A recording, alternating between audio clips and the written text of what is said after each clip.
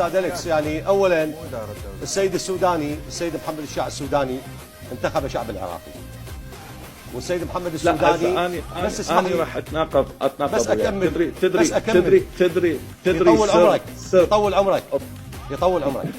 السيد محمد الشيع السوداني السيد رئيس مجلس الوزراء القائد العام للقوات المسلحه اللي انتخب الشعب العراقي واراده الشعب العراقي وبالدستور العراقي، وما حد يقدر يغيره. اذا ارادوا يغيروه فهم العراقيين. وبالعكس الان السيد رئيس مجلس الوزراء له شعبيه كبيره بالعراق، وكل العراقيين يحبوه، وكليتنا نوقف وياه وندعمه وبظهره ونسنده.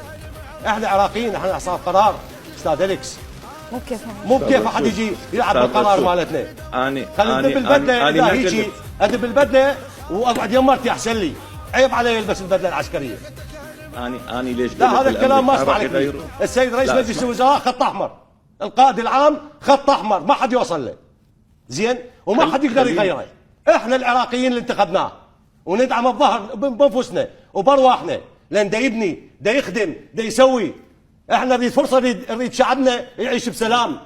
الكل متفقه مع السيد رئيس مجلس الوزراء بهذا الخصوص، وما اسمح لكائن من يكون يجيب اسم رئيس الوزراء قدامي، لان قائد عام ويمثل كل العراقيين.